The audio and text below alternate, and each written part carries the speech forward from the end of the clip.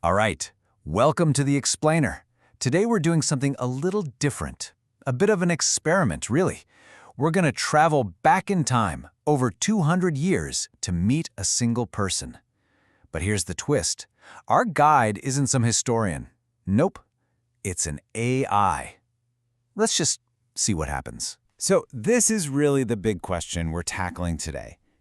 Normally we think of history as something pieced together by experts, right? People digging through old, dusty records. But what if you give that job to an AI? Can it do more than just spit out dates and names? Can it actually find the humanity buried in all that data? And that's pretty much exactly what we did. We took the genealogical records of a real person, a young woman named Rebecca Hill, from Wiltshire, England, and we fed them to an AI. We gave it just one simple prompt. Tell us about her life in 1805. She's 16 and her mother has passed away. And wow, the story it put together, it's just this incredible tale of duty and resilience. So let's dive in. Let's meet Rebecca. So at just 16 years old, Rebecca's life, well, it wasn't about parties or daydreaming. Not at all. With her mom gone and her dad working from sunup to sundown just to make ends meet, the entire household, it all fell onto her shoulders. She wasn't just a big sister anymore. She basically became a young matriarch. 16. I mean, just think about that for a second.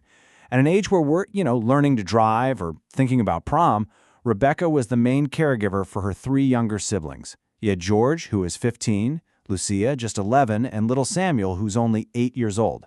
She had to be their mom. No choice. Her day was just this relentless loop, starting way before the sun even came up. Can you imagine? Waking up in the cold and the dark, and your very first job is to get a fire going again, because that was the literal heart of the home.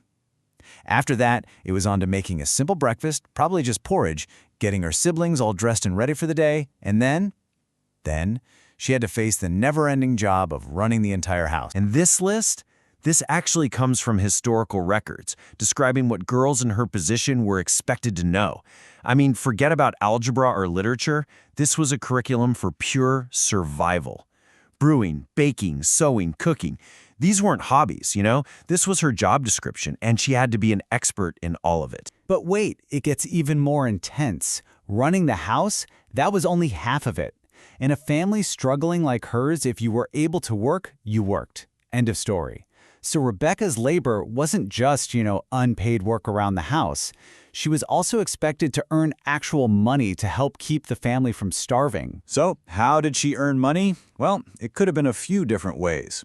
Since she lived in Wiltshire, a big textile area, she probably did what they called piecework right from her own home.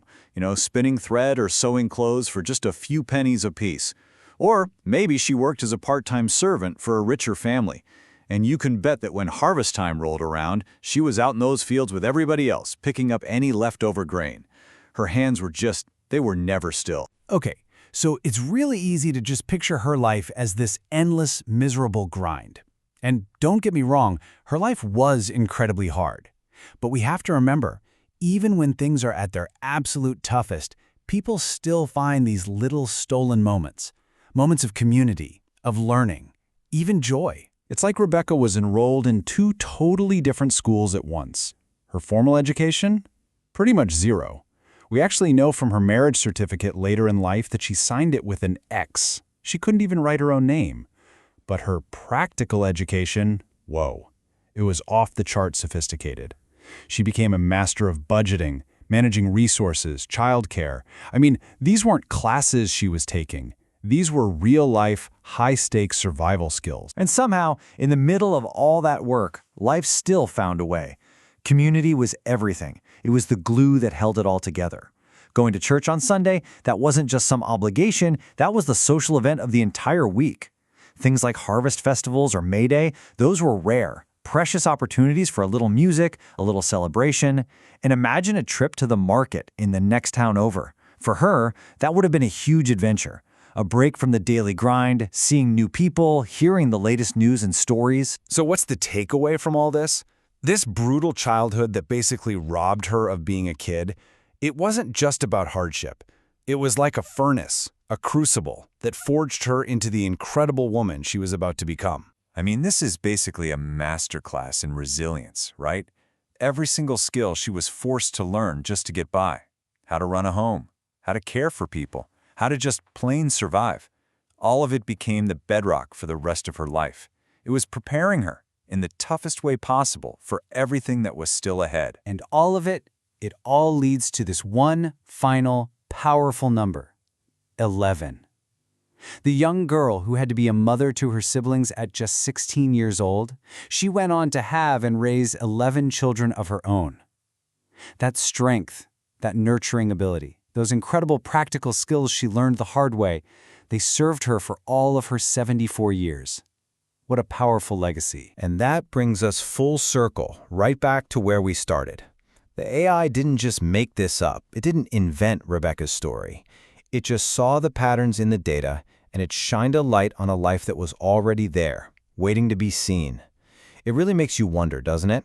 How many other stories like this are just sitting there, hidden away in old records? What stories from our own families, our own past, are just waiting for the right tool or maybe just the right question to finally bring them into the light?